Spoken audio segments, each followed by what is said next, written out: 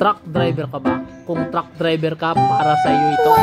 5 tips para sa mga truck driver. Number 1, gumamit ng Waze o GPS. Yan guys, para malaman ang traffic, alternative routes at lokasyon ng iyong destinasyon. Gumamit ka lang ng Waze.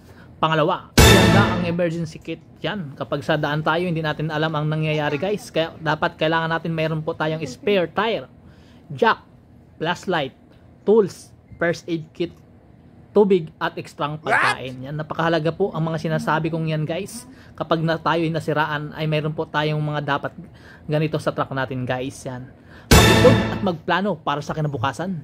Hindi abang buhay ay kaya mong magmaneho ng malalayong biyahe. Yan guys, magtabi ng kita para sa pamilya at retirement. Hindi abang buhay, magmamaneho ka. Kaya magtabi ka para sa iyo at sa iyong pamilya.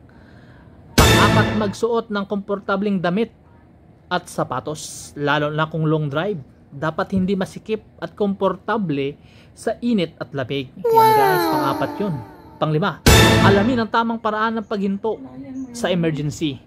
Huwag basta-basta huminto sa gilid ng kalsada, lalo na sa madidilim na lugar. Gumamit ng early warning device, triangle kapag kailangan. Yan, kapag nasiraan tayo, huwag po natin kalimutan na maglagay po tayo ng warning device. Yan, check your truck before you go para lagi tayong ligtas. Buhay trucking, puro mangyan.